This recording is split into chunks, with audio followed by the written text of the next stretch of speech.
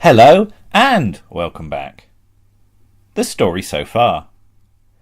Unexpectedly winsome scientist Mr. Trowbridge, he of the revolving beard, has been abducted by both members of the Curry and Chips Appreciation Society and is being held in a secret bunker somewhere off Brownsea Island.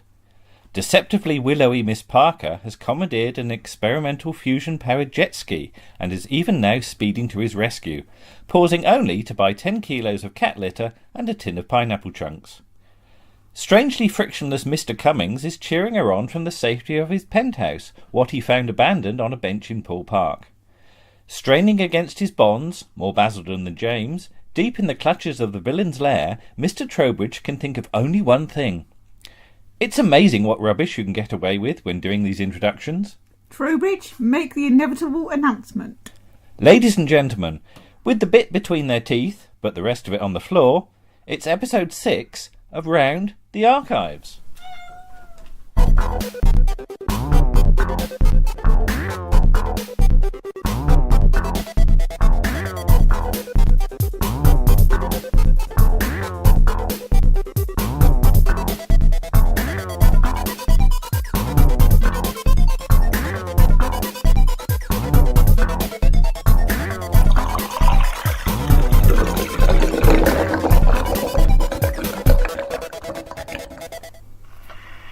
Reported is the title of this week's story in the popular Z-Cars series, tomorrow night at 8:25.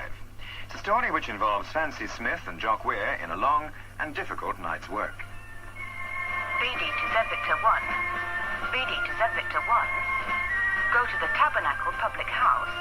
A man called Stan Karen is causing a disturbance. Well, I went to the tab. There's nothing unusual in finding trouble there. And when I got there, he was stood at the bar. A big bloke.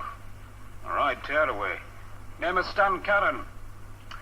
I've often seen him about, making little fellas buy drinks for him, and telling them what he'd do to them if they didn't. So it was up to me to make sure he paid for his own beer and got out.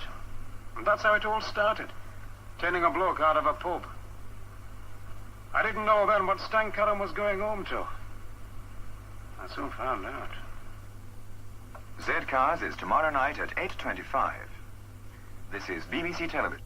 Hello and welcome to episode 6. I knew that. Yeah. Of Round the Archives. Episode 6. You're Lisa. Yes, I am. I'm Andrew. You are? Yes. Yeah. I didn't need to be prompted for that. No. Right. I don't think there's any odds and ends from No. last time, No. have we? No. Although we do have a few people who sadly passed away we should acknowledge. Unfortunately. Yes. Since the last time we've lost John Hurt. Yes. We will be talking we will about be more next time. Talking about next time what are we going to do for John Hurt? I think you said Gideon's Way. Gideon's Way. Must be one of the first things he did on television. Yeah, Not the first thing. No, that was it's the after his Z-Cars. Z-Cars appearance, but Yeah. that's pretty early on for him. Yeah. Also, Gordon Kay. Gordon Kay, a.k.a. Renee. Yes, Yeah, hello. we've done a lot of hello in We have. recent years. We haven't Yes. quite finished it yet. No. No. But yes, sad to lose Gordon Kay. Yes. And also David E. Rose, Yes. producer of Yep. Z-Cars. Of Z-Cars in the 60s. And And Softly. well, yes, I mean we'll cover him in the article in a minute. Yes. But because of loss of David, we thought we'd do Z-Cars Friday night. Friday night, which is one of the one from the original series. Yes. First series. Z-Cars Friday night we actually did watch on We have. Friday night. We did watch it on Friday night. Yes. Which was most appropriate. Yeah. There's no existing trailer for it, but No. we found the nearest thing. Yeah, which is for instant reported. Instant reported, which is Which is a few weeks after, isn't it? yes. I Yeah. just need to check that, but it's as close as we're going to get Yes. in terms of continuity. Yeah, it's very hard to find continuity Yeah. for things like But that. Friday night, it's episode 6, I believe, of Is it series 6? 1. Or Yes, it is. 7. Of Z-Cars. 6, okay, yeah. Broadcast in February 1962, 6th of February, actually. Oh, that's What? we're almost What? on the anniversary of it then, because that'll be yes. Monday. Oh, yes. Well, what's today? Today's the 4th. Oh, today's the 4th. So we should have done it on Monday, really. Oh, we should. Well, no, near enough. But yeah, why...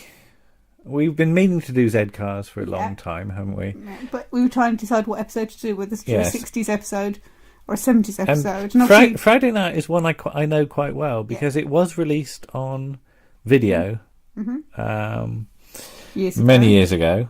When videos were the thing. Videos were the thing.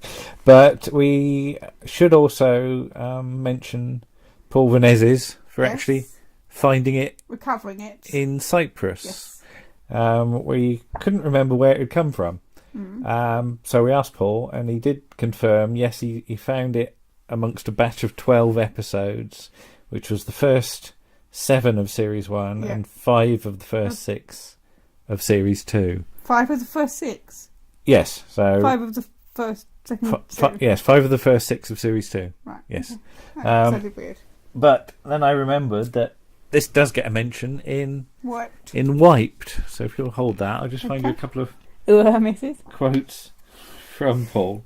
This was after his recovery of, or discovery of the Reign of Terror in 1984. Yeah. And nobody thought to ask at the time whether they had any more missing stuff, which was perhaps a bit of an oversight. But yes.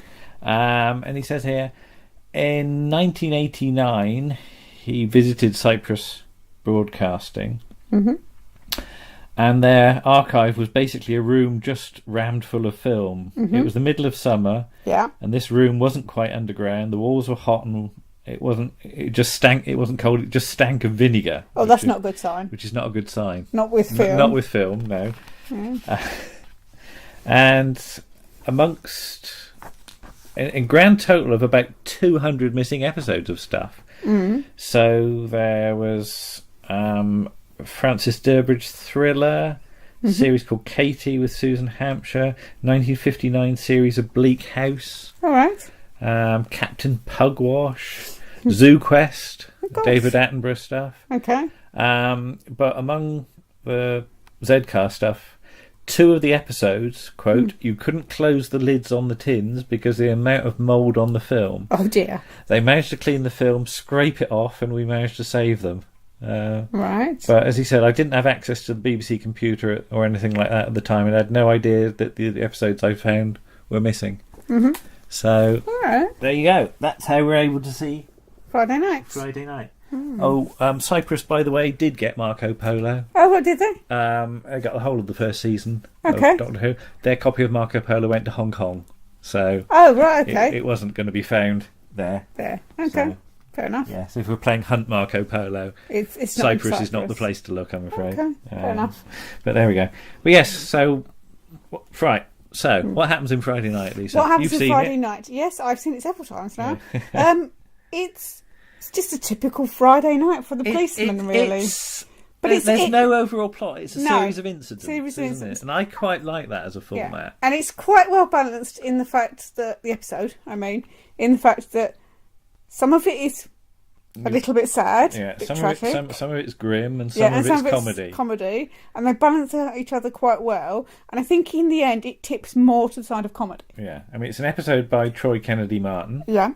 So it's going to be good. So, directed by John McGrath, or as he's credited on it, John McGrath, because somebody spelt his name wrong. For goodness sake. Yeah. You've got, and I suppose we should not assume that people know Z-Cars. No. Z-Cars features quite a lot of very well-known English actors. Yes, I mean... Amongst them, the effervescent and ever-wonderful... Effervescent. And tell me when he effervescent. Brian Blessed. That's an Anthony Amy joke. joke. That is an Anthony Amy joke, yes. The wonderful Brian Blessed. As PC Fancy Smith. You never find out what his Christian name is. Ah, you do. Do you? You did, remember? When he had to appear in the tribunal. Oh, yeah. What was it? William, I think. William. Was it that? I don't know. I can't remember. But yes, we were trying to work out his name. We were talking about this the other week and we didn't think you would found out, but you might be right, actually. I will double check that, but we can always come back if we're wrong.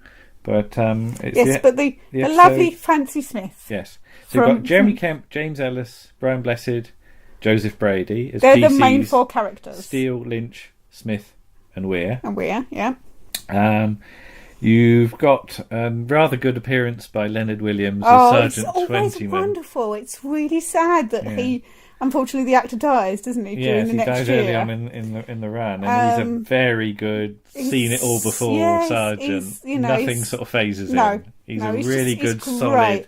And it's so sad, character. so sad. I mean, it's not the fact that because the next sergeant is Sergeant Blackett, played by Robert Keegan. Yes, who's also rather good. Who's also rather good, but he's not quite got the. I think it's perfect casting for that sergeant part. In that, he's at the sort of the centre of things. Yeah, and he knows everything. Yeah. He's done everything.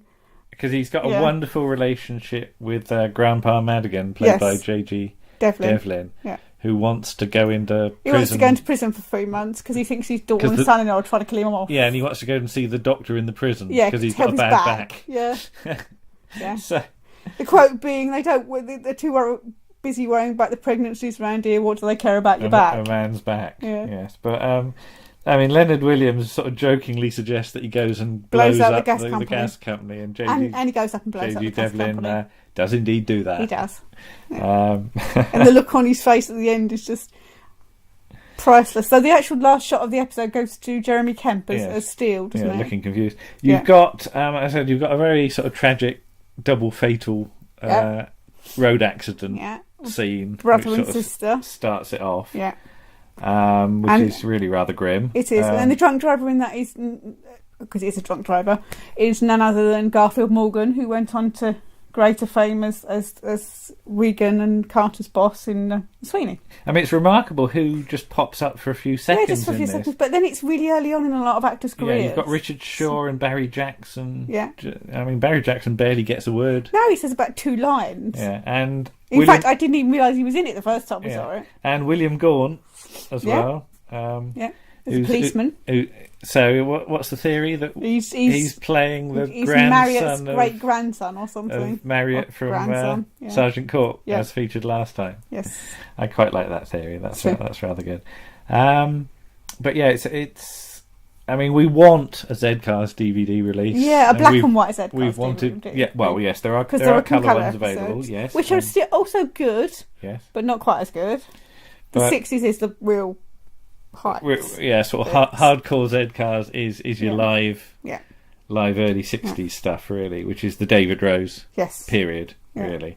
But I was just looking at David Rose, born in Swanage. Oh, right. According to this rather wonderful book by Mr. David Brunt. Yes. We put up a picture of you earlier reading the book. Yes.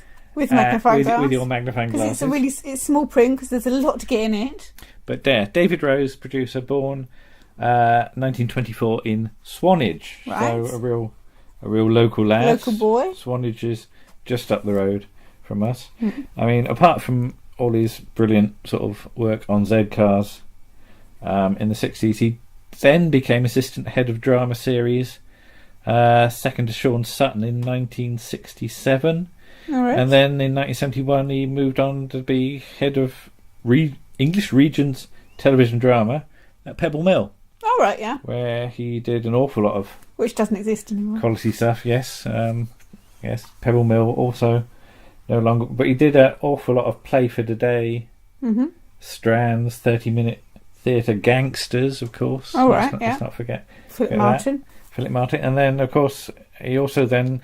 After then, he went on to Channel 4, where he did a lot of good work there as well. So again, it's one of these people. You look at his list of credits; it's absolutely miles long. So, I mean, obviously, I think he was proud of his work on Z-Cars. Well, he should have been. Yes, and given how groundbreaking a series it was, quite right too. Well. Because they did get complaints when it first started, didn't they? They showing the police in a bad light. Dixon and Doc Green have been running for a while, and everyone was used to that. And then Z-Cars comes in and is a bit more gritty and is a bit more edgy. Real. And it sort of ruffles a few feathers. Yeah. But it doesn't take long for the police to get on the side of Z-Cars. No, because I think they realised that they weren't trying to show them up; they were trying to show them doing a very hard job, which is what the police have to do still to this day. I mean, I just have to mention the iconic theme tune as well. Oh, yes. Which goes through several variations during the. It does. Some of which you may hear some, on this. some of which are better than others. And, Yeah. but the, I mean, we were looking it up, and it is actually based on a old folk song, Johnny Todd, Yeah. which, like most folk songs, is not very cheery, frankly. No. But arranged by Bridget Fry and Fritz Spiegel, and I looked up Fritz Spiegel. Yeah. Born in Austria, All right. and then moved to Britain, where he couldn't speak a word of English Okay, that must be fun. at that point, Yeah. which may or may not have a connection with something we're going to do later on in this It may or may podcast. not, yes. You never it's, know. It's pure coincidence, I think. But he was also very interested in language, and sort of comedic use of language as well. He wrote a load of books, and All right. including How to Talk Proper in Liverpool (brackets Learn Yourself Scouse), Okay. a small book of grave humour, and The Joy of Words, a bedside book for English lovers. So, yeah, somebody that's quite interested in language as I well suppose as if he music. had to learn the language, then he would be Yeah, it's interested in it. just interesting. And I said we'll get back to that later. But yeah, I mean, it's a really good episode, though. I think It is. yeah, It it showcases that the series, can cover a broad spectrum of Yes. types of drama. I think it's by no means the sort of weirdest episode, because by the time you get to people like PJ Hammond Yeah. writing for it, you do get some very strange Yeah. episodes. Yeah. Apparently. Yeah. I'm thinking of the one with the bloke putting his hands through the letterbox Yeah, and getting tied up with wool, and then the girl drips candle. What is it? Well, doesn't she burn He his burns fingers his fingers with a matches? candle, and it's That's right, very yeah. very strange. Yeah. But that's PJ. But PJ then there Hammond turns for out you. to be a reason for it. It's not weirdness for weirdness' sake. Oh no. It is all explained at the end. But yeah, I mean, if you can track down the Z cars, and there might be a few knocking around in various places if you know where to look. Yeah.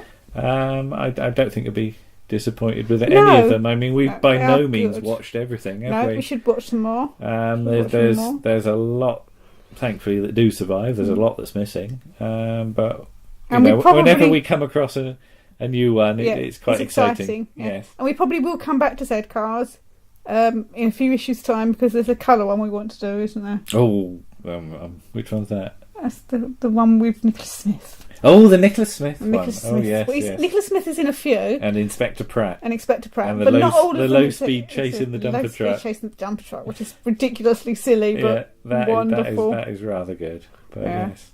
yes. So there you are. Zcast. Right. I think now we're going to have a word from our friend Paul Chandler. All right. Okay. Now, the idea was we were going to interview Paul Yes. at Christmas. Yeah. For various reasons, that didn't quite happen the way we No. hoped. So what we did instead, we wrote out a load of questions and sent them to Paul, Right. and he's going to pull them out of a bag at random Yeah. and answer the questions, and we'll Yes. see what we get Yeah. as a result. I'm sure it'll be very interesting. Paul's very good at this sort of I thing. mean, Paul does have his own podcast. He does. The Shy Yeti. The Shy Life podcast. Shy it is. Life. Also Sorry, on yes, by Shy SoundCloud. Yeti. So I think he's quite good at talking to himself. So let's face it, he's been doing it for the last 20 odd years, hasn't yes, he? we do briefly talk about Sutton Park, his series, his own video series, which ran for over 3,000 episodes, which we both appeared in numerous times. Yeah. So, You more than me. and but, some of that is available on his Mr. Shy Yeti channel on YouTube. Right. So if you wonder what he's talking about, that's what he's talking don't be about. afraid to look it up. No. And you might see, well, you certainly see me on there. You'll I definitely know see you. on But there. I don't think there's any mine on there at the I moment. think there's a little bit of you. Is there? Yes, because there's ones that we did in Winchester a few Oh, years right, yeah. ago.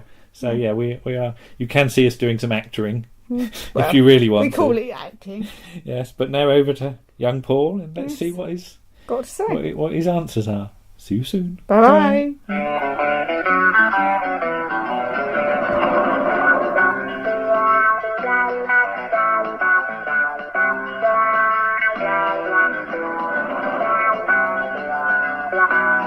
Bye.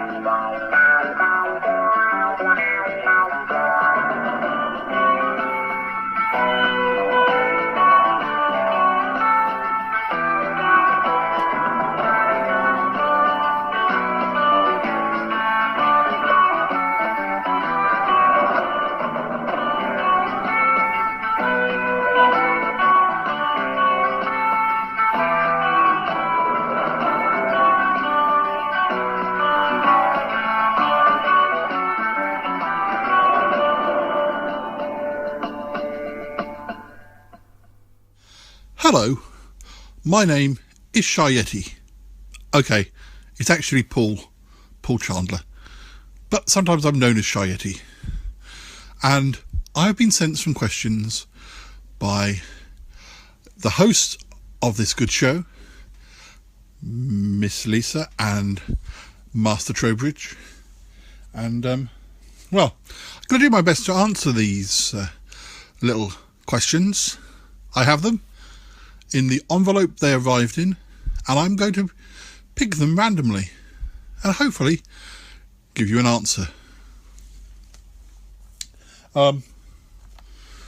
Just quickly to introduce myself, as I say, I'm Paul Chandler, or Shy Yeti. I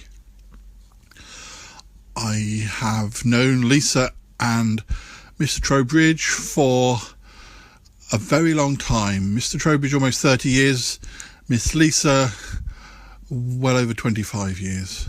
And we've been involved in all sorts of strange ridiculous projects, like my old video project Sutton Park. And I'm a writer of daft poetry, a writer of stories. I have a podcast called the Shy Life Podcast, but you don't need to know any of this. You just want to hear what I have to say about these questions. Goodness knows why. Oh, here they are. Right, I'm taking the questions from the envelope, and yes, they're in a little bag. I'm going to shake the bag around. Hope that. Right. Question number 1.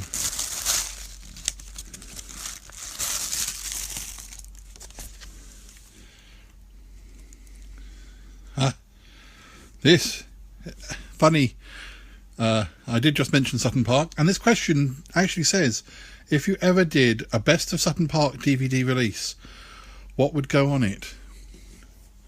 Well, Sutton Park was my spoof soap opera.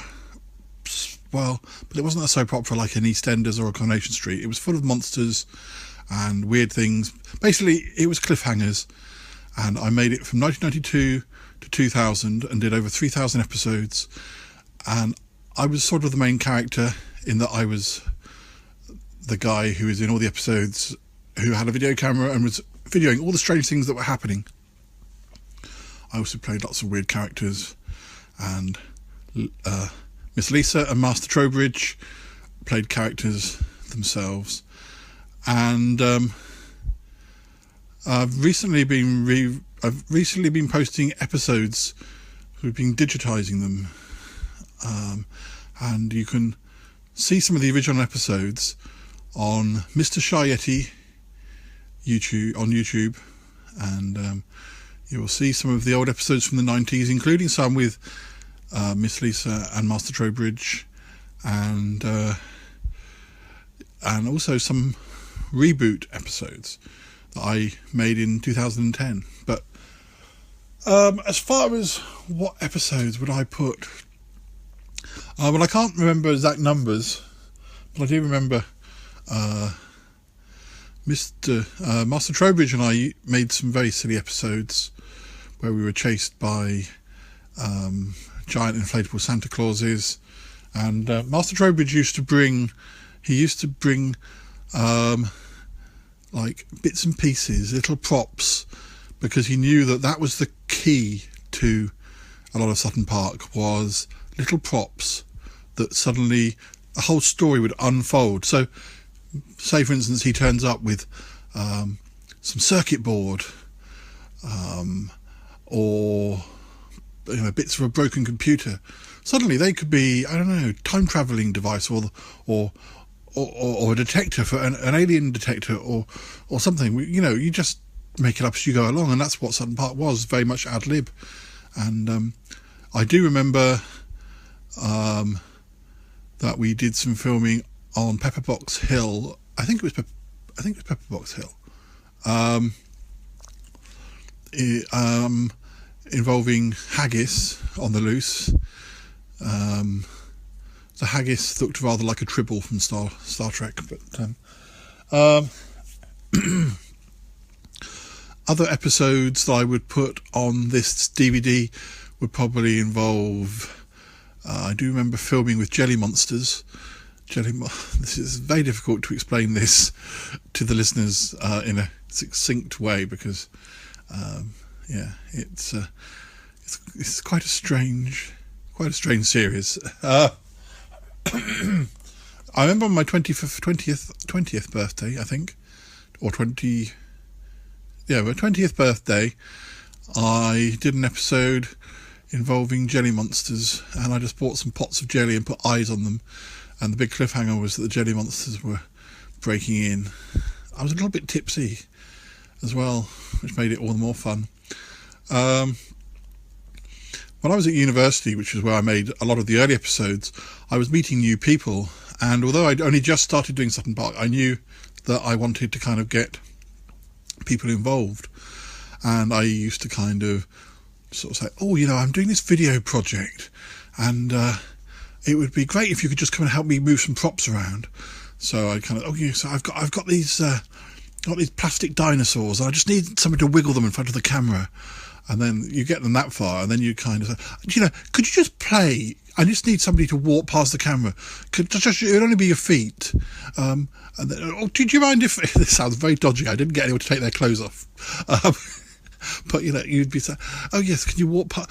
What about if you play a zombie? Could you play a zombie? So yeah, that happened on more than one occasion, where people came and involved themselves to help me in an episode of Sutton Park, and then ended up being a main character. But there were so many episodes. I always got a thrill from filming overseas as well. If I went on a holiday, I remember filming in Lanzarote and having the most wonderful locations and beaches and all the sort of burnt out parts of and the sort of rocks and it was just a wonderful location. You feel like you're going on a big budget film location, but all you've got is just a little VHS-C camera, and that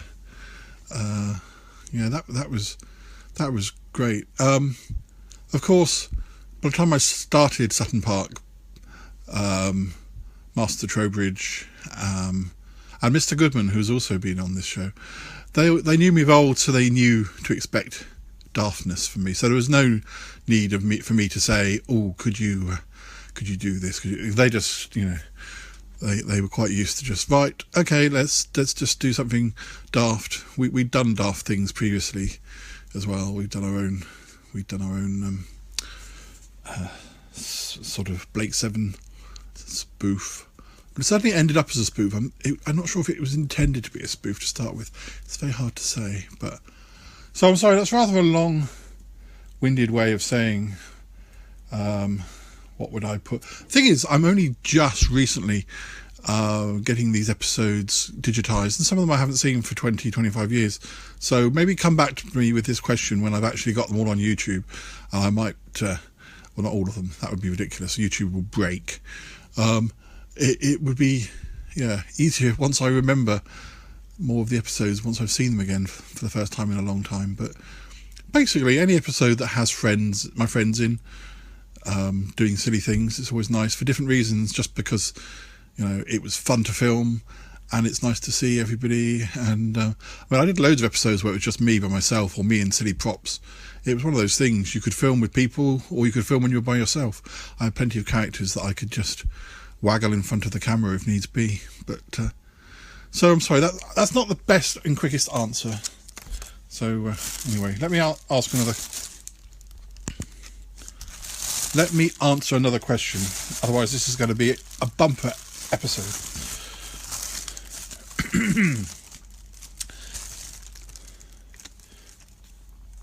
This question is, what are your earliest memories of television? Doctor Who, around the time of Destiny of the Daleks, possibly sort of Nightmare of Eden. I do remember I've discussed this with people who are slightly older than me, and I have better memories of Destiny of the Daleks and City of Death, by which stage I was, that's quite old. I was born in 73, so that's 79. So I don't have a lot of memories, before sort of at the age of 5 or 6. Some kids' TV, but it's very difficult to pinpoint. A lot of the programs, Bagpuss, all those sort of things, they were repeated time and time again. So it's difficult to know when I actually saw them. I think the reason I remember Destiny of the Daleks and City of Death better than, say, Nightmare of Eden was that those two stories were repeated. So it's possible that I saw those stories first time round and then saw them again, and that would explain why they're more sort of more concreted in my mind. I do remember seeing The Incredible Hulk and being very scared, where the Hulk was sort of trapped in a box, or Bruce Banner was trapped in a box and he was changing, and that was scary. I don't think I was aware really that the Hulk wasn't like a bad character. My parents used to go out to dinner parties and all sorts, and I'd get left with babysitters who had good taste in TV. That's how I got to see things like Sapphire and Steel, although again we're talking quite later on. I remember seeing the first episode of Day of the Triffids and being quite scared of that, or very scared of it, and my mum sort of saying, well, you better not watch that next week. But I mean, that was 1981, so I was 8 by then. So I'm sorry I haven't got anything that's much earlier than that. No. But yeah, that's probably your answer for that one. Now let me find another question.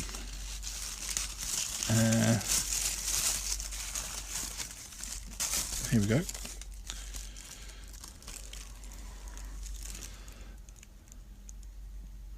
Oh, this is a question. Is Barnabas Collins the best thing about Dark Shadows? Is he the only good thing about Dark Shadows?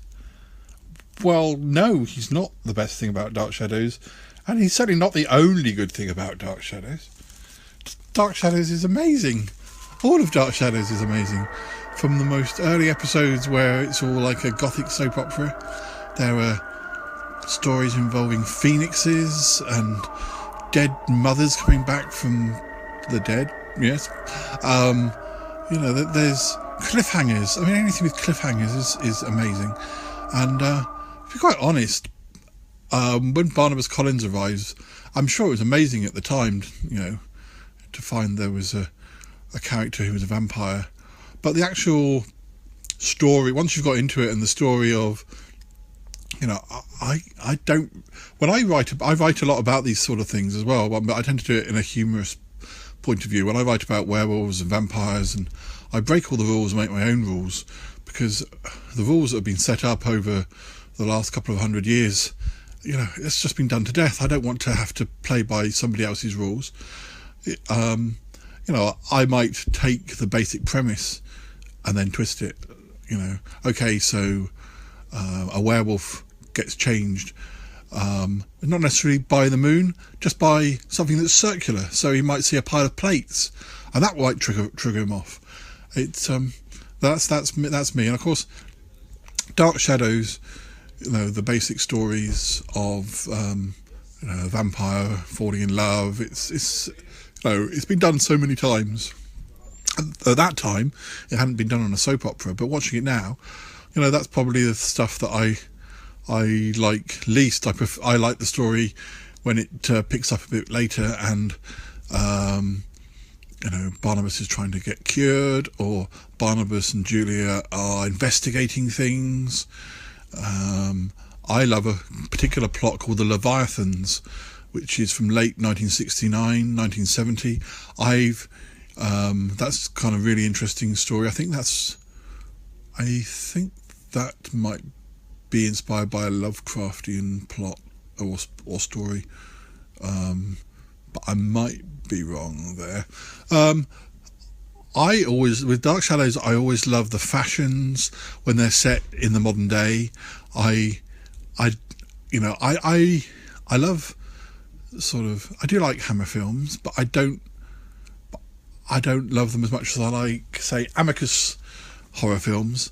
I don't really like stuff that's period set in the sort of Victorian times and in costume, and so Dark Shadows is an exception. I'd rather watch Dark Shadows set in the past with wobbly sets and people fluffing their lines than watching a Hammer film, really. But my favourite era of Dark Shadows is pretty much any era that's set in the year it's made. So, yeah, seeing people wandering around in 1970s fashions, or like literally 1970 fashions from 1969, 1970, where it's sort of strobing in front of the camera. Amazing. I love that. Time travel stuff. There's just so much I love about Dark Shadows. And, I watched it a lot in the 90s when it was on Sci-Fi Channel, and Miss Lisa and another friend of mine recorded the whole show for me, so I got to watch it then, so I didn't have access to it, and I haven't watched it for ages. And then more recently I had got some of the show on DVD, and I've picked up the missing disc, so now I have the whole of Dark Shadows on DVD, and I've been rewatching it again, and it's I just love it. I could talk for days on Dark Shadows, but you probably don't want me to do that. But no. So to answer your question, is Barnabas Collins the best thing about Dark Shadows? Absolutely not. He is a good thing about Dark Shadows, but he's not the only good thing about Dark Shadows. And there are times when he's not the most interesting thing going on in the episode. Yeah. So, another question, I think.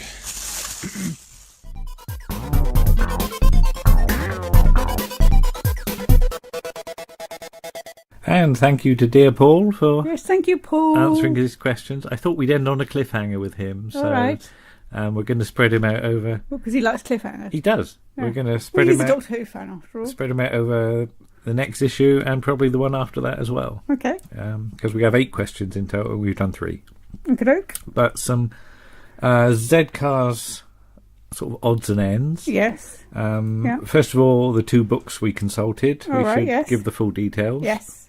David Brunt's book is BD to Z Victor 1, the Z-Cars Casebook, Season 1. And there is a BD to Z Victor. And there is a Season 2 as well. Season 2, yes. Available from lulu.com. Just search for David Brunt's name, and it'll pop up. It will. And he'll be very happy if you buy his book. I'm sure he will. Because, he puts a lot of work into them. Yes, absolutely meticulous, and it's just we just keep going back to it whenever we do Z-Cars. And I would say though, the text is very small because there's a lot to get into it. So Yes. get your magnifying glass. Yes, or your lorgnette. Or your lorgnette. And Wiped. I just said Wiped, really. I didn't say what Wiped was. Wiped is Richard Molesworth's history of missing Doctor Who episodes and their recovery, which is available from Telos Publishing at telos.co.uk. And there is an updated version out now with the episodes that have been found since the previous one. I think the first edition. We've got the first edition. That's an updated edition. Yes, that's a later edition, which got a different cover. But hopefully one day there might be another updated edition. We don't know. We'll have to wait and see. But also, we didn't mention about Jimmy Ellis. Yeah, trying not to laugh. He does try not to. He doesn't through really that succeed. Z-Cars episode. He has to put his hand over his mouth at certain points. There's a drunk chap in the back of the car, and he's singing about his grandfather's clock. Yeah, because he'd got a clock because he'd worked 25 years at the firm he was working for, and then he put a brick through a window. It was only a very small brick. Aye, small brick, daddy-o, very big window. That's my Jimmy Ellis Irish impression. Okay, don't do that. Don't do accents. But yeah, he's having severe trouble keeping a straight face. He just literally puts his... It's very a lot of the time he to just see. grins. Yeah, his sometimes hand goes he's over his hand mouth, over his mouth. at least twice. Yes. Fancy Smith's name is indeed William. It is. As confirmed in The Wizards. Yes, I'd forgotten that it confirms from his 1963, name. which we did watch. Yes. What else was there? Was that it for? No, Instant Reported. Oh, we watched Instant Reported after Yeah. having seen the trailer for or Instant having found the Reported. trailer. Yeah, We did Instant. Blimey, that was grim. it was. Yeah, Yeah. that wasn't the cheeriest of No. of If things. if you're going to watch an episode of Z Cars, watch Friday night, because even though it has got grim bits in it, it's There's some funny predominantly bits as silly. well. Yeah. Yeah, it's a good balance. I mean, Yes. yeah, Incident Reported. Just that's quite nasty, really, isn't it? There's some nasty bits in there, Yeah. but that's drama for you. Yeah, so yeah, you know, it's different every week, I and don't. probably predominantly most of Z Cars episodes are a bit grim because of where it's set. Yeah. Yeah. But anyway, moving on. Mm-hmm. Well, we've done drama, we've Yes. done comedy, we've Yes. done kids shows, Yep. we've done some variety in light entertainment. I think Yes. the one thing we haven't done yet is documentary, is it? No? And I think it's time we did some documentary. Okay, let's do and some I documentary know then. what we want. What I want to do. Okay. So we're going to do this. Ooh. And now, the first of a new series with Carl Sagan, Professor of Astronomy and Space Sciences at Cornell University, taking us on a 13-part magical mystery tour of the cosmos. Cosmos, or Cosmos, if you want to do your Carl Sagan impression. Yeah, that's not your best Carl Sagan impression. ever. I can do the noises he makes. Oh, don't do the whale noises. He does whale noises. They go on forever. Whoop. And other things like that. Anyway, that's going to confuse people. But Carl Sagan used to do a very good whale noise. If you want to know what that's in reference to, just buy Cosmos. Yes. Or look it up on the internet. Yeah, but Carl Sagan, American astronomer, cosmologist, astrophysicist, astrobiologist, author, science popularizer, and science communicator. Lots of things with astro in. Astro really. things, Astro yes. things. Space. Yes.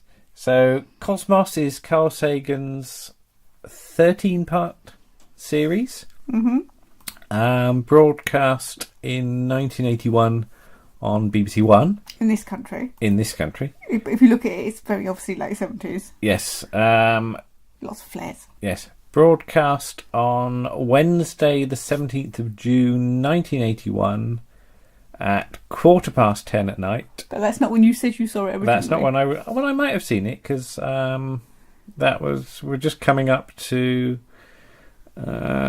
school holidays. Not quite then, but so I Right. might have seen some of them. Later on.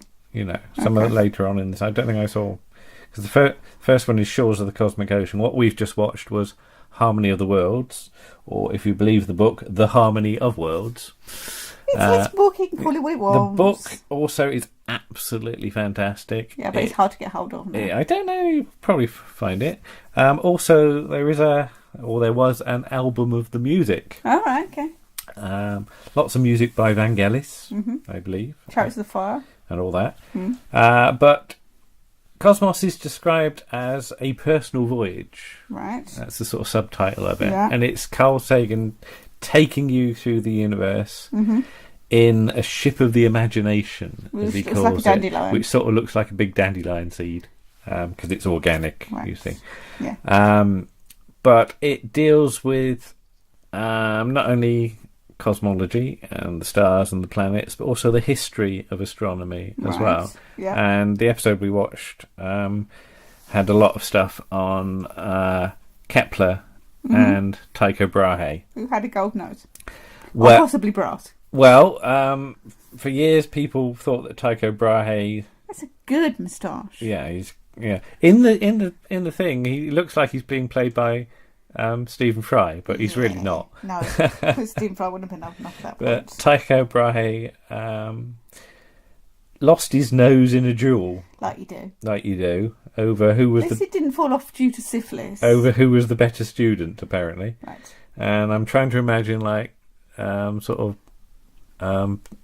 Cox and Alkalili having a punch up in the pub or something over who's the best scientist. Okay. You can see that. No, I can't. No, right. But yes, it was believed he had a gold nose, but his body has been exhumed twice in 1901 and 2010 To identify the material from which his nose was made, the artificial nose is now thought to be more likely made of brass than silver or gold.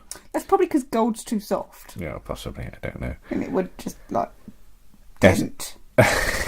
Or something. But yeah, I mean, this episode is all about Kepler and his discovery of the motion of the planets. I'm going to just say Kepler's horse at the end is really frisky. He's got an overacting horse. He's overacting horse. Okay. The horse has seen the camera and going, I'm going to get myself on the camera, and it's just its head's going all over the place, and the actor that played Kepler is just like, sorry, goodness gracious me, the horse is being very naughty. I'm going to have to bleep that. Yes, sorry. I just put a whoop over it. It's okay. Rude, Lisa. Sorry. Anyway, Kepler also wrote what Carl Sagan describes as an early work of science fiction, where he imagines travelling to the moon. And then he got his mother burned as a witch. The somnium, as it's described, the dream. But I absolutely love Cosmos as a series. Yeah. There's a real passion in the making of it. I mean, Carl Sagan absolutely loves what he's he loves telling you stuff as well. Yeah. He's got a very interesting voice, I have to say. Yes, I mean, you often find me sort of asleep on upstairs. I go upstairs, you've been watching Cosmos. I've been watching Cosmos, and he's lulled me to sleep. Yes. Which is not that he's boring, No. it's just that it's very, very relaxing the way he speaks. Okay. I find it. You found his voice a bit odd at first. Yeah, I'm getting used to it now. But He's got a real New York accent. Yeah. Well, Brooklyn, you said he was born, didn't you? Something like that. Yes, I would have to look. Which is New York. The story about sort of Carl Sagan as a kid is that he would ask his sort of older people, you know, what are the stars? And they go, they're just lights in the sky, kid.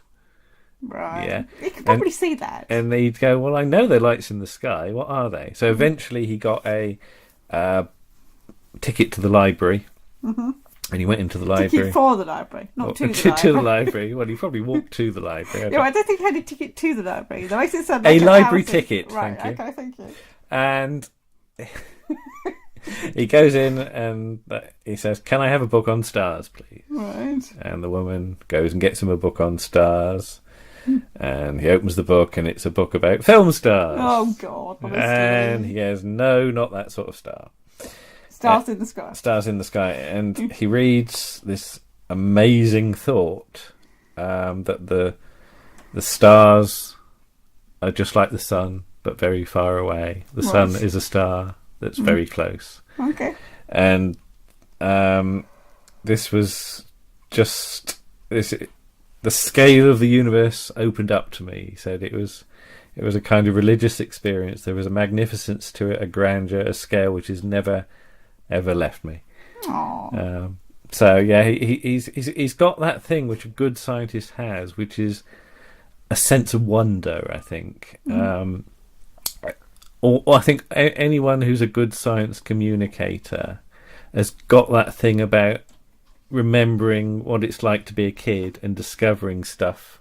And Martha's So meowing. waiting to go outside. Martha wants to go out and look at the stars, I think.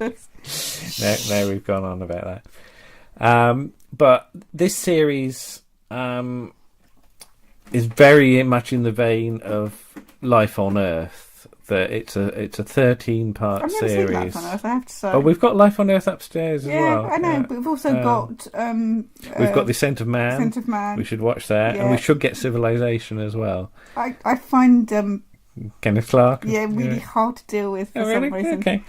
Compared to him, Carl Sagan's so much more interesting. Kenneth Clark's a bit dry. Yeah. But yeah, Cosmos is late 70s, early 80s, depending on Civilization's where late you 60s, live. isn't it? Yes. Yeah. Yes. Yeah. There's some wonderful sort of animation sequences. I said the music's lovely. Sorry. And he'll deal with things that are very much of the time as well. There's a whole sections about if there's life on other planets, What would it look like? not just that, but how long does a civilization actually last Right. before it destroys itself in nuclear war and Okay. things like that, Okay. which is, very much an early 80s concern. Yeah. Oh God, yeah. There's a thing called the Drake equation, which is trying to work out how many intelligent civilizations there are in the galaxy at any one time. Right. And one of the factors is, have they destroyed themselves? Okay. Does that make them unintelligent or intelligent? No, it's that thing that if you reach a certain level of intelligence, are you then likely to wipe yourself out? Because your intelligence outstrips your wisdom, basically. Right. Okay. That you build these weapons and then use them, basically, and so that really roots it in that early 80s concern. But it's not a depressing series at all. Oh no, no. It's full of Carl Sagan's passion. Yes, there's wonderful things in it, like the fact that the atoms in everybody come from stars. Yeah. It's that thing, we are deeply connected to the universe. So anytime you're not you particularly, but anybody that's listening to actually probably not people listening to this, but anybody that says we're different because that person is a different colour or a different religion or anything, we're not. We're all made of bits of the cosmos. Yes. We're all the same.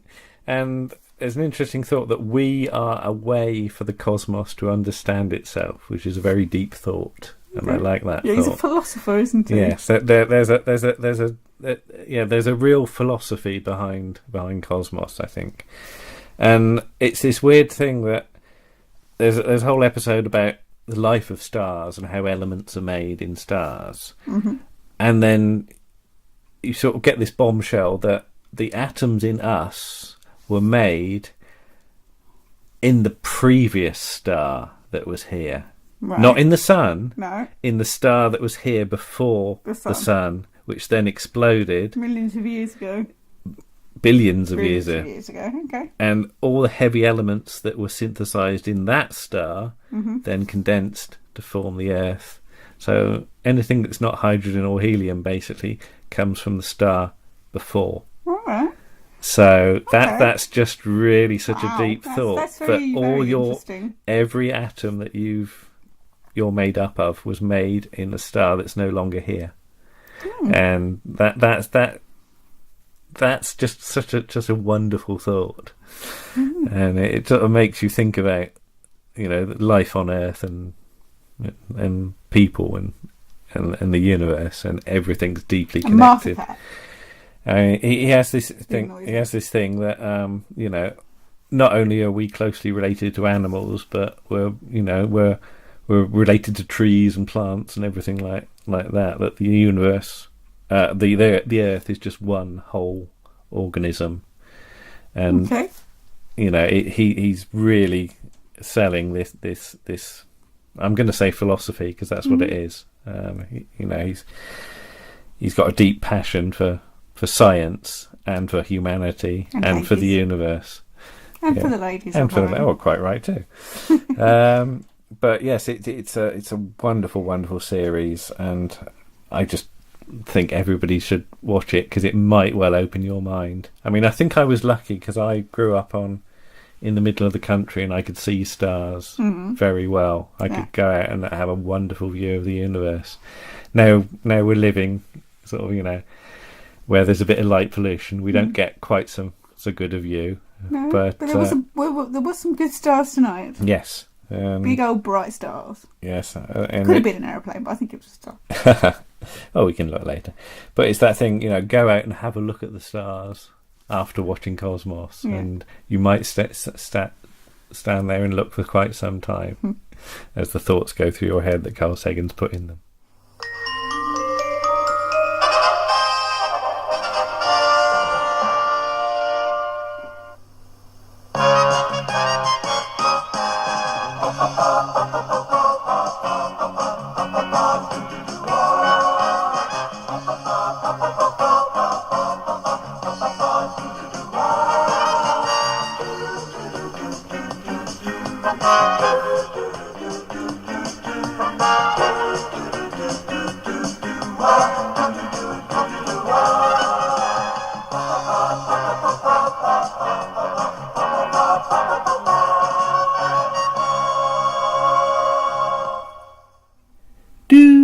do do do do do da ba ba ba ba. Sorry, we've been going around Asda singing that.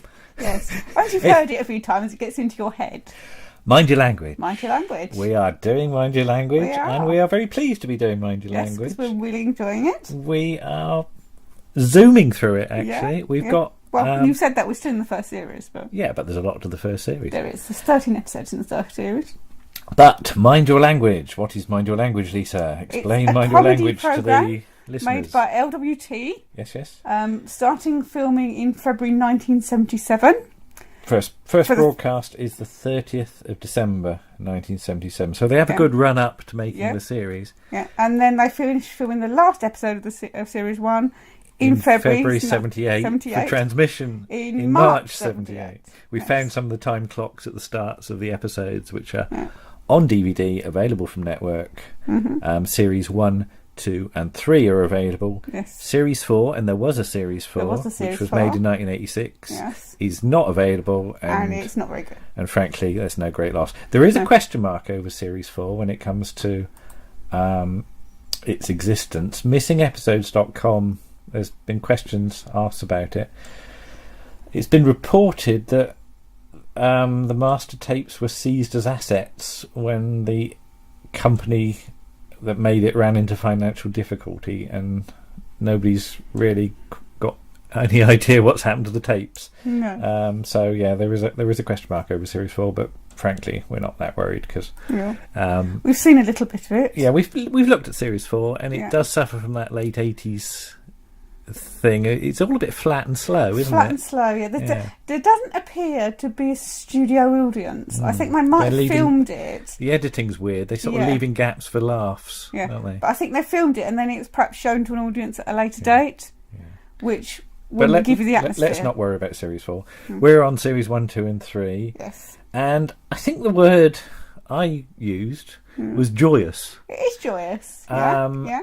And you get that right from the start. You do. With the theme tune by Max Harris. Yes. Is really, really upbeat. I think it's one of his best theme tunes, actually.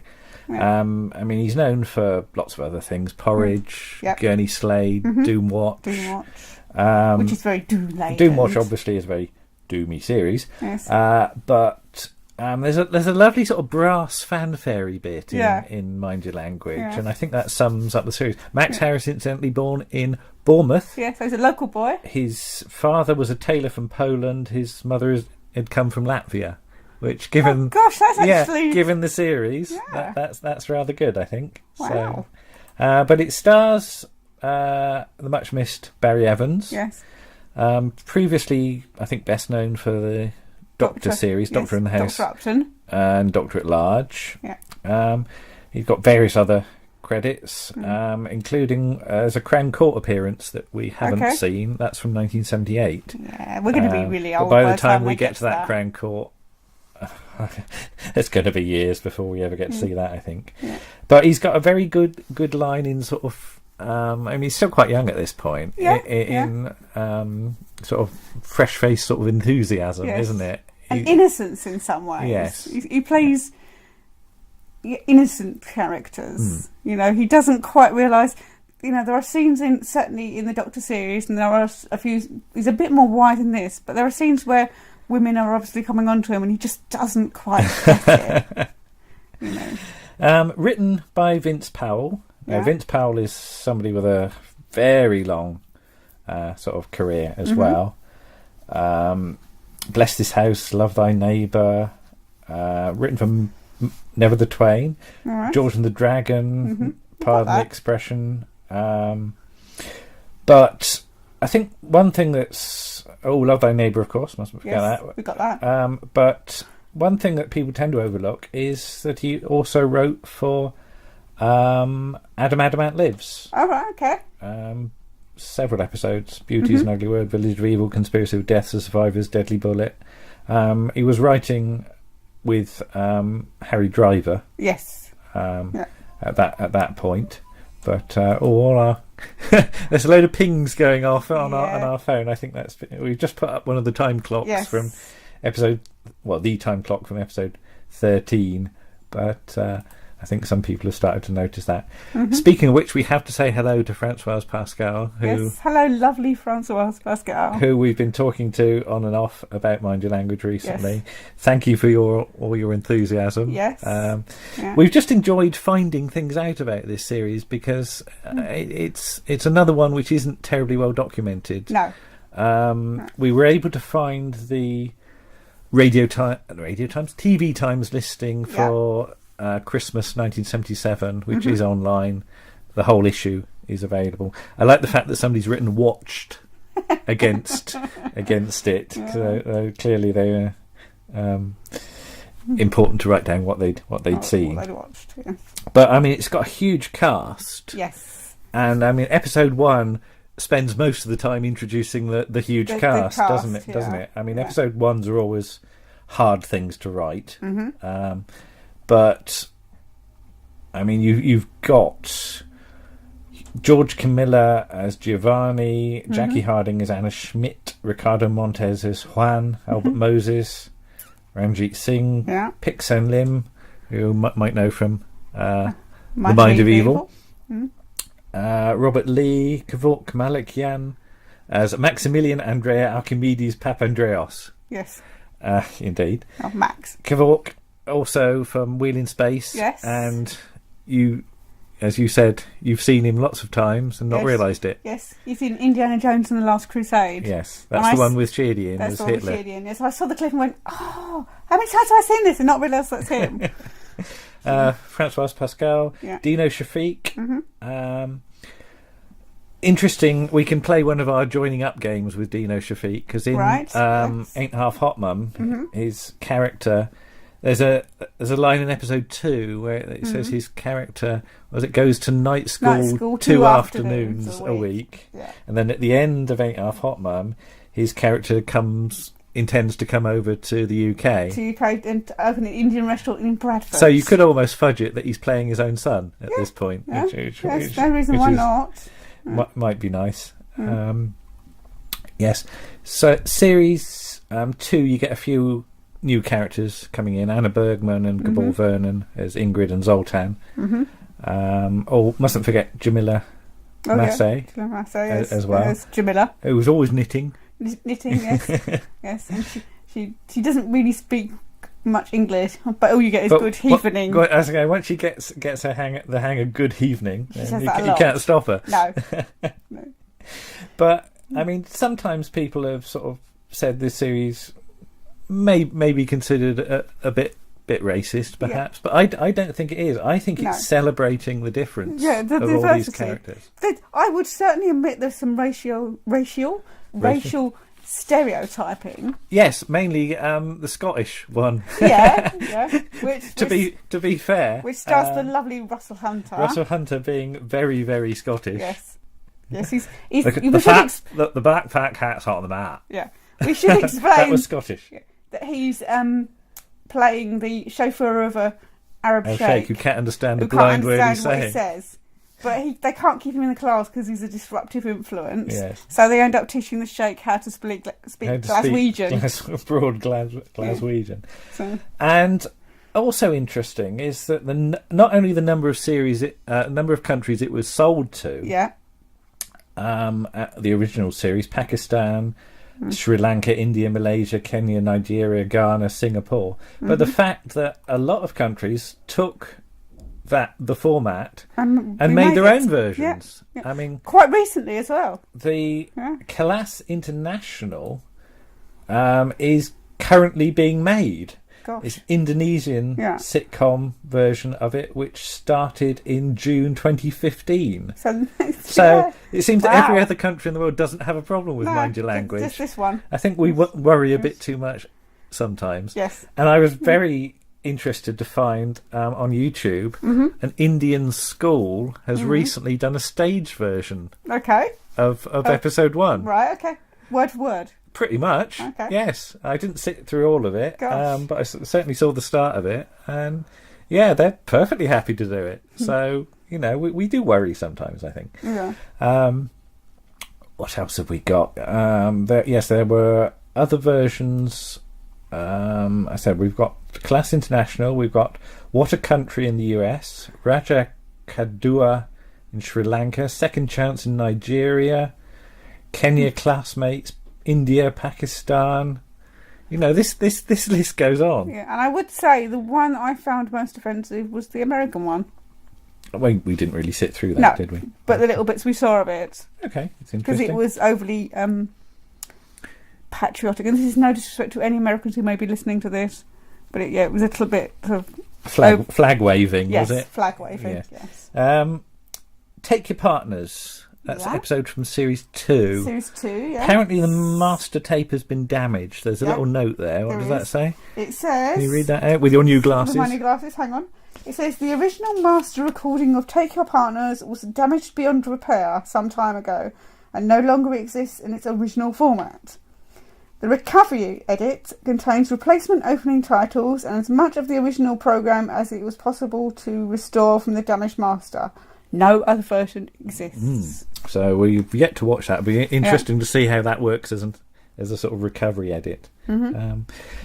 Sid the Cleaner. You said... played by Tommy Godfrey. Yes. You said he's a surprisingly sort of positive role model for he is. For that character. For that character, and I have met many people like that character.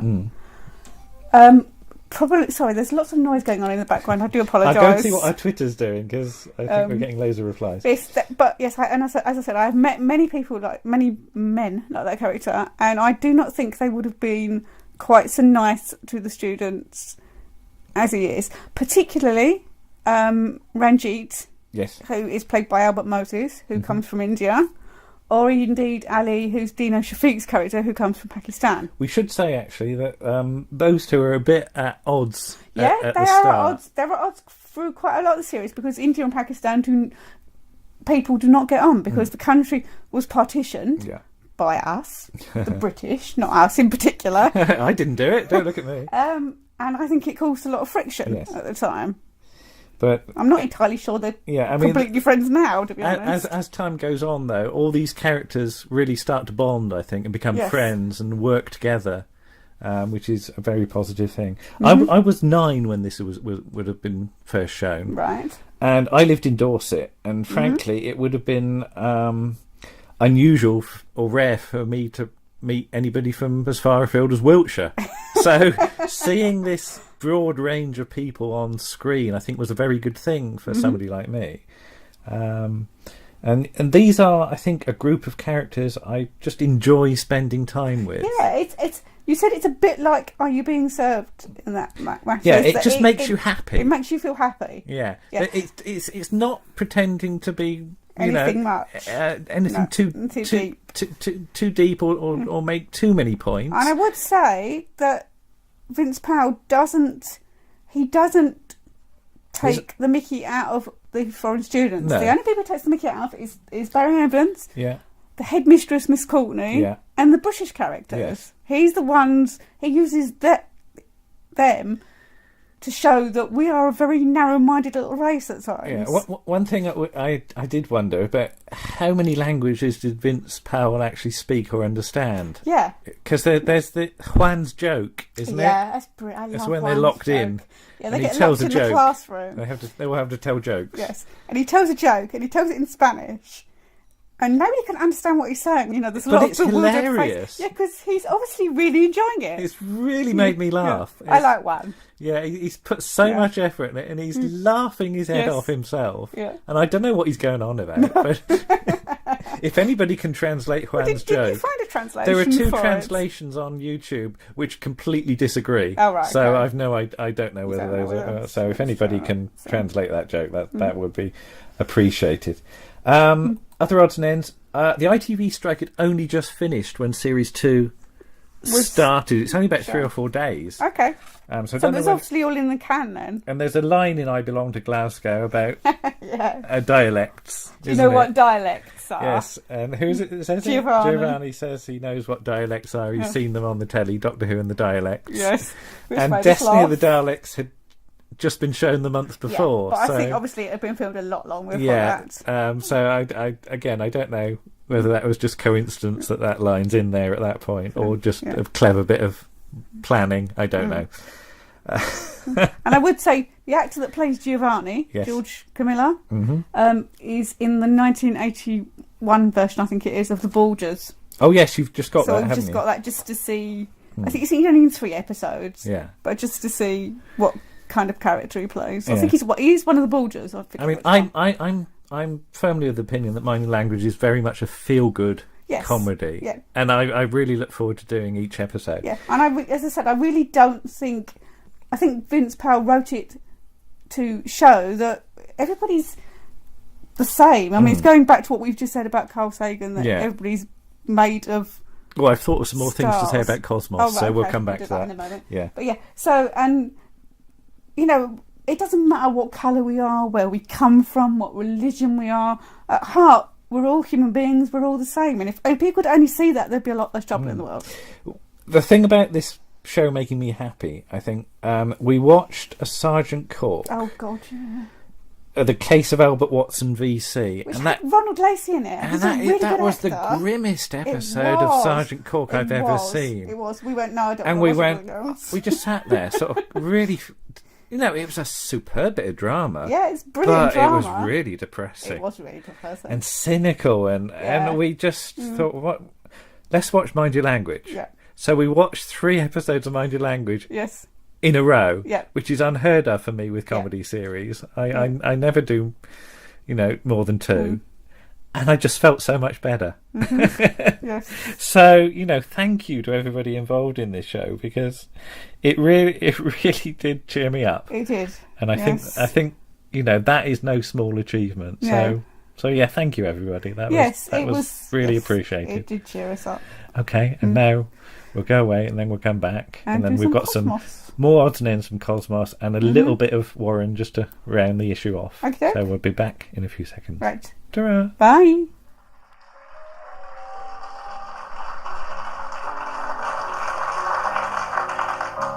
Thank you.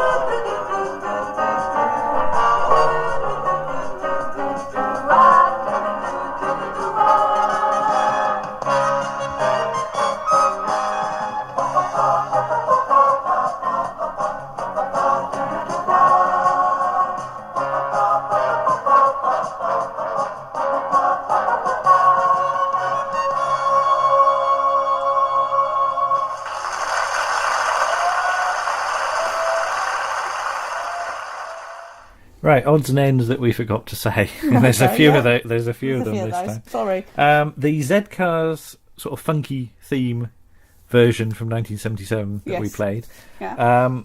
is actually credited to Steel Eye Span. Right.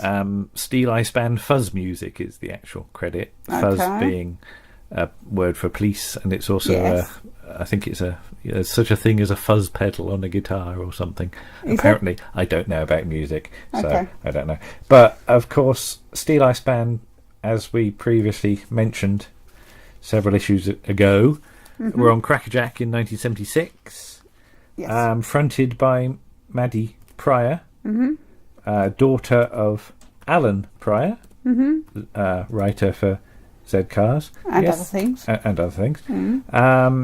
So that gives me an excuse to do my... yes, there is a fuzz pedal. It's a guitar thing. So there you go. Okay. Yes. I don't understand that. No, all right. It's to do with music. But yeah, Maddie Pryor, daughter of Alan, and it gives me an excuse to do my Maddie Pryor impression again. Okay, if you must. Yeah, because she sort of goes, all around my hackey, all around my hackey. Oh, you mean hat? David Brunt knows what I mean. Okay. That version does seem to have a bit of Dixon and Doc Green in It there. does at the start, yes. Bearing in mind Dixon Little Green had not long finished. Just before But that. there you go. But I'd love to find a really decent recording of that, because I really like it. I think you're a bit appalled at it. But I was at first. The more I hear it, I think it's a bit funky. But oddly, the next year they go back to a much more traditional version. So there you go. Lots of some Françoise Pascal bits and pieces. She has got a radio show. She has on Radio Scarborough on Sunday afternoons at 4:00 for 2 hours for disco themed stuff. So a lot of stuff from the late 70s that you might well know if you're of a certain age, like what I am. But we did mention about the stage. We did. Version, yes. And she very kindly replied, and let us quote her. Yes. And she said something like, "We should have done a stage production. It might not have worked, and they should have done a film version too. A lot of should haves." Yeah, it's interesting that I think it would certainly work as a stage. Well, it already has worked as a stage play. But I think it missed the boat for being a film just by a couple of years. Yeah.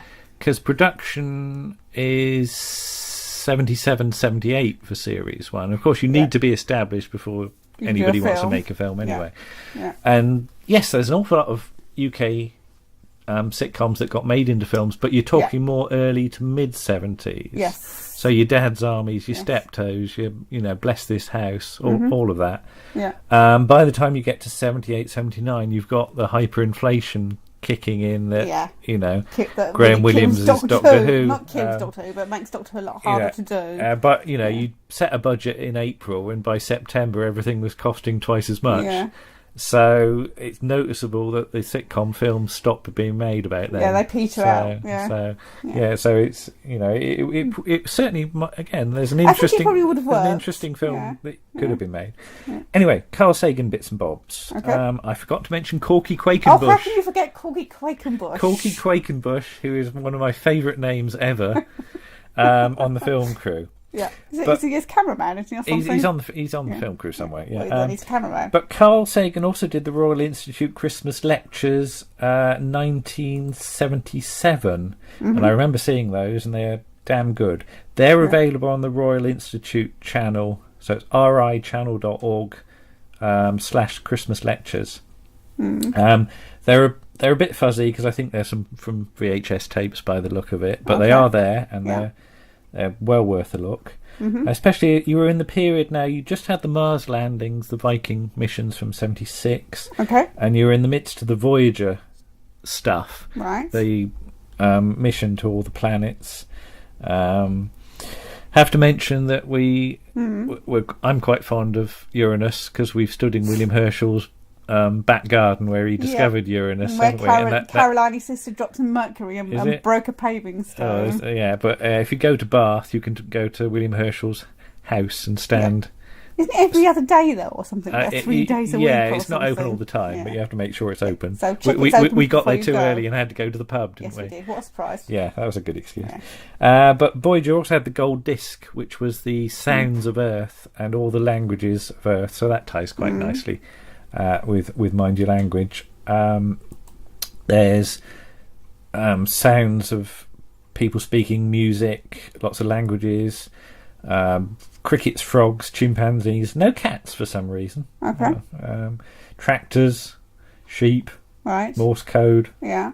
And all this stuff was put on a gold disc and sent out to the stars in the hope that some aliens would pick it up one day. Okay. And that did happen. Because that's what the first Star Trek film's about. Okay. V'ger. Is it?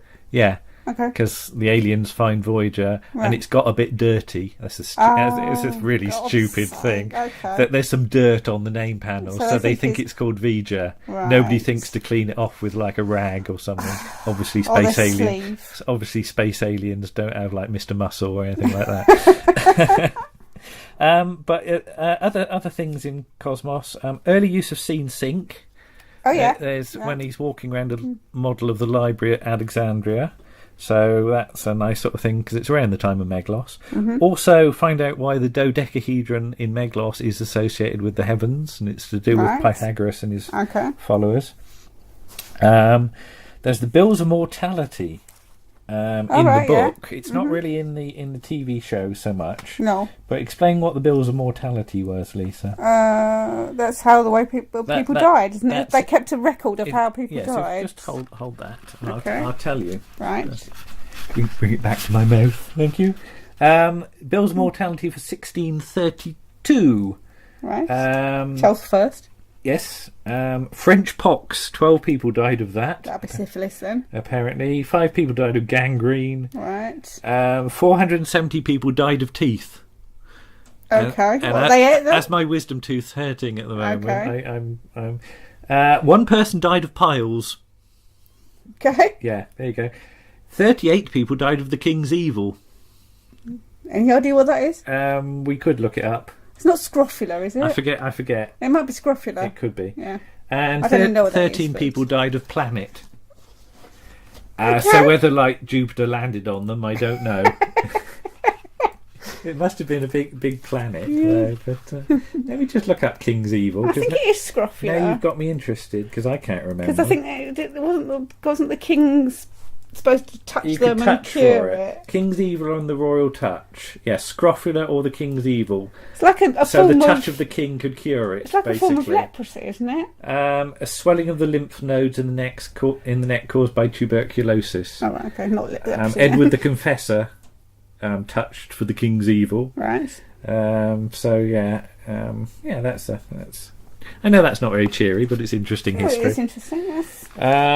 What else have we got? Oh, Carl Sagan's the first person. Well, he might be the first person. It's either him or Douglas Adams. He uses the phrase Encyclopedia Galactica. Okay. Right. There's also stuff on the Tunguska explosion and the explosion on the moon in 1178, which possibly caused the creation of the crater Giordano Bruno. And there's a very good story to tell about that, and it's in my book, which you can buy from Lulu. Okay. Toby and Lucy. I might as well plug it. I've plugged everybody else's book. Okay, yeah, all right. But there you go. I think that's it for all the Cosmos-y things. I don't mind doing an extra bit of Cosmos at the end, because on the DVDs of Cosmos you get the episode and then you get 5 minutes extra of stuff to do with stuff that they've recovered afterwards or thought about afterwards. So yeah, the stuff on 2D and 4D universes. It's so much good stuff in there, and yes, available on DVD. Yeah, there wasn't some about Googleplex. The Googleplex, yes. The very, very quickly. It's to do with big numbers. 10 to the power of 6 is a million. That's 1 followed by 6 zeros. Yeah. 10 to the power of 100 is a Google. That's 1 followed by 100 zeros. Okay. And Carl Sagan talks about a Googleplex, which is 10 to the power of a Google. And he says, I'll try and write out 10 to the... So it's 10 to the power of 10 to the power of 100. Right.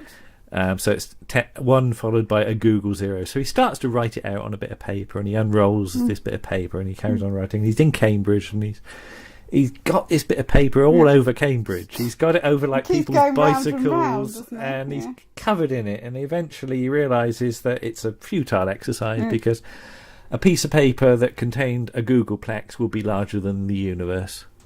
Okay. So there's not much point in trying to write it out. No. Yeah, but it's a lovely demonstration. Yeah. And only in Cambridge or Oxford could you get away with being acting quite that mad. Yeah. But again, that's why he's such a brilliant presenter. Yes. Anyway, we'll round off, as we said, with a couple of bits and pieces from young Warren. Young Mr. Warren, yes. And then we'll come back and say ta-ra. Okay. Okay, bye. Next question. You were the proud owner a few years ago of some extremely poor audio recordings of Doctor Who, weren't you? Which you lent me. They were of maximum convention, I can assure you. Well, you had the Web of Fear episode 2. Jamie on his was Jamie on his motorcycle? No, that was in the Highlanders. Somebody goes past on a motorcycle in the Highlanders. The Web of Fear episode 2, which was totally unintelligible. Yes. Episodes 3, 4, 5 and 6 were fine. Crystal, weren't they? Yes. Episode 2 was astonishingly poor. More than bacon and eggs on the soundtrack on that one, wasn't there? And Evil of the Daleks episode 2 you had on audio before it was returned on video. Yes. But you'd done the thing of... and I'm going to embarrass you now, I'm sorry. you'd actually transcribed. Can you lower me oxygen into the hole I've dug for myself, please? You transcribed the dialogue, or attempted to. Yes. And there's a line in episode 2 about something like the power of that gas was pretty potent. Yes. And the reply is, it was Max de Bool's invention. Yes. Except you wrote.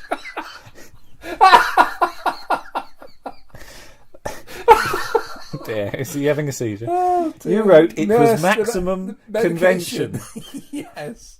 I don't know what maximum convention was. I must have been to a maximum convention at some point. I've seen the outfit you wore, darling. Yes. But that's one of those things that stuck with me. But, yeah, thanks for that. Moving on. Yeah, moving on. When did you first get a video? Because it was a Betamax, wasn't it? You were a Betamax boy. This was a joint venture here because you helped me purchase the actual video recorder. Oh, crikey! Early 80s. No, because I know I got you the odd tape. I now got you Day of the Daleks. What year did we meet? 82, 83? 83, 84. Somewhere like that. Would have been about the time. 83, possibly. Yeah. It was 83 because I'd videoed Five Doctors. Oh, you had Five Doctors. I never saw your copy of on that. Betamax. Oh, that's why then. Yes, I recorded it off air on Betamax. Yes, I remember we attempted to hook your Betamax up to my VHS, and we did your top loader, my top loader thing, yes. And you had a tape of Odds and Ends. There was Trial of a Time Lord Part 13 or 14. I can't remember which, and you also had Dixon of Dock Green, Firearms were issued from the 50 years of the BBC. Yeah, the BBC celebration. Yes. And we tuned them in basically via the aerial socket. Yes. So it was extremely noisy signal or static all over it. But I remember having Firearms were issued. Yes. Which is now available on DVD. Yeah. And I was going to say fairly crystal quality. It's as good as it's ever going to be. But that was my first ever viewing of Dixon. Because I know you had some Hancocks that you'd recorded, because they were repeating Hancocks in the mid-80s. Hancock's Half Hour. I think you had an off-air copy of that. Don't know if you remember that. But I've had the Blood Donor. I can't remember which one it was. I know you had Brain and Morbius, the cut-down version. Oh, that was terrible, wasn't it? Yeah, you can't work out. Robbed blind as fandom, we were robbed blind of the great works. Yes.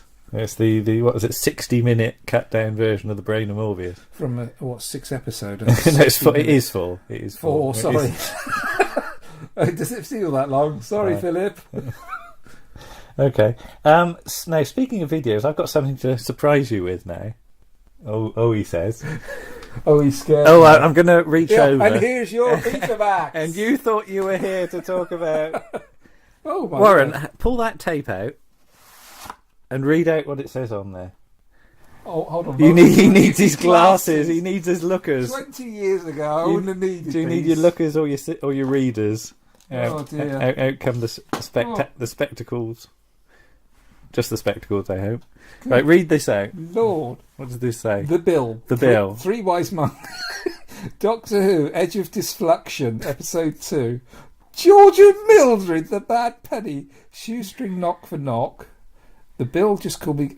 Oh, brilliant! The goodies! Today the GPO, tomorrow the world. I recognise that. I don't think it's really called that. I'm going to look at... see what that is. I recognise that handwriting. That's yours. That's mine. I know it's yours. I found this tape.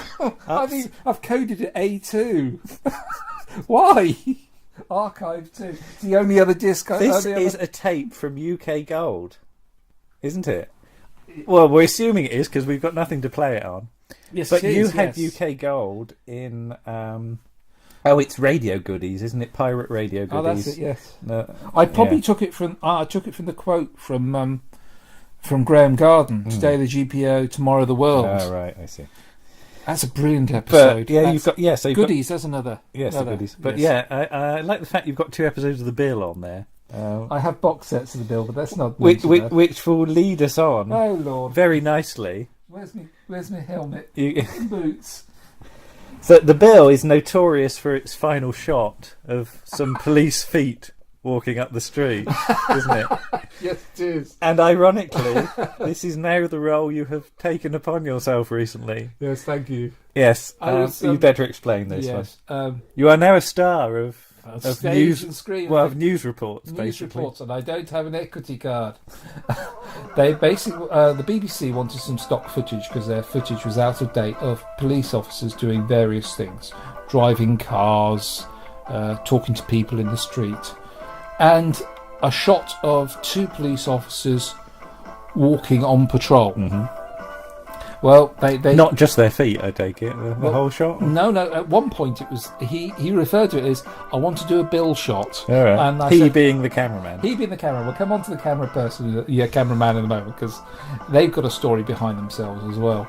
And it went along the lines, okay, yeah, you want to do my feet shot? He says, spot on, because the officer with me was slightly younger and didn't understand the reference. What the bill was. The bill, he knew what the bill was, but he didn't get the feet walking thing. So you want a shot of our feet then walking out? Yeah, that's the one.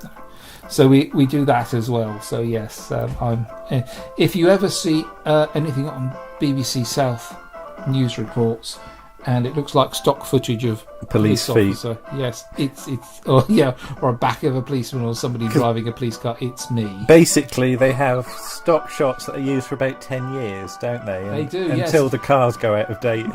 I think because they got rid of the Wolseley and the Bell on the front. It's about time you have About time we put a modern some car modern in. stuff in there. Yes, so that's me, folks, if you see me. But tell us about the cameraman. The cameraman used to work for Thames and LWT. Well, basically, he worked in Teddington Lock.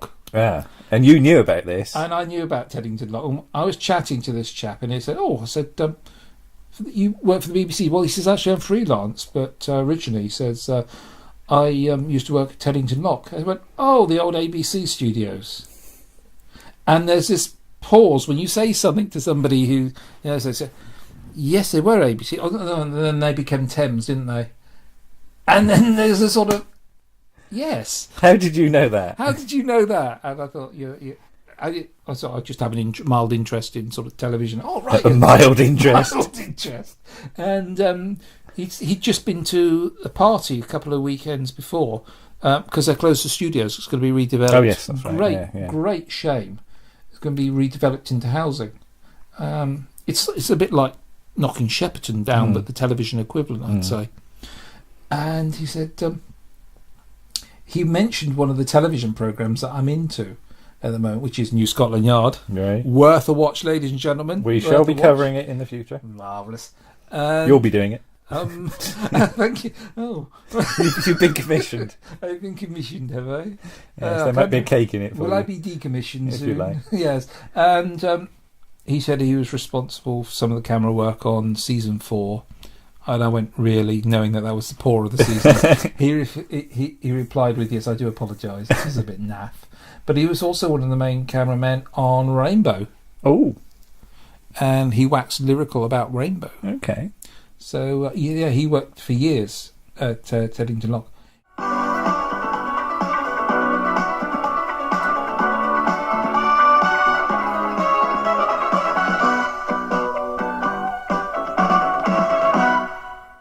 And thank you to Warren, star of... Thank you, I was going to say Warren. stage and screen, but Stage and screen. star of screen at least, or at least his Screen feet. and audio. His feet are Yes. screen and audio.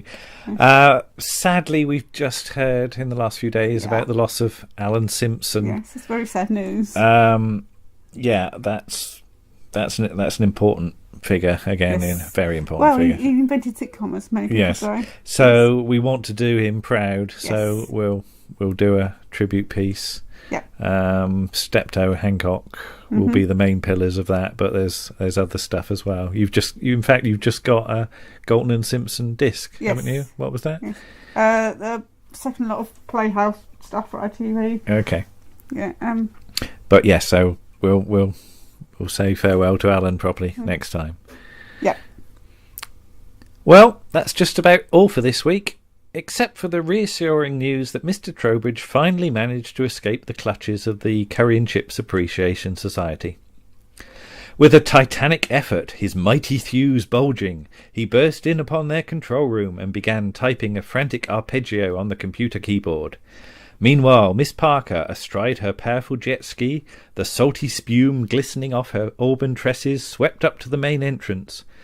Readying herself to engage the evil pair in unarmed combat, she being a second Dan, and a third Charlie, she leapt with gazelle-like grace from her throbbing mount, only to find that they'd gone home for their tea and left the key under the mat. Which was nice. That was episode 6 of Round the Archive, starring Lisa Parker and Andrew Trowbridge, with Paul Chandler and Warren Cummings. Thanks also to David Runt, Paul Venezes and Francoise Pascal. On the musical side, you heard Dan Tate and Paul Chandler. The script for Zcars Friday Night was by Troy Kennedy Martin, and the script for Mind Your Language was by Vince Powell. And the producers were David E. Rose and Stuart Allen.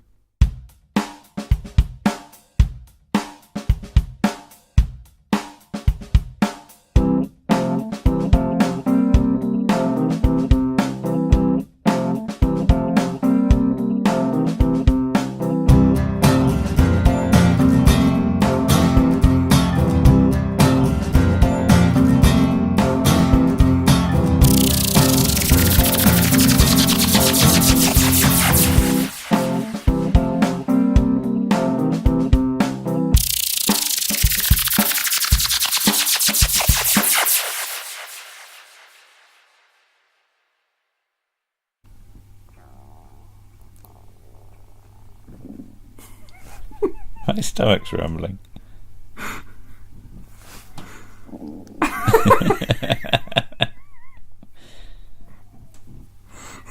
that just... I should use that as an effect. You should.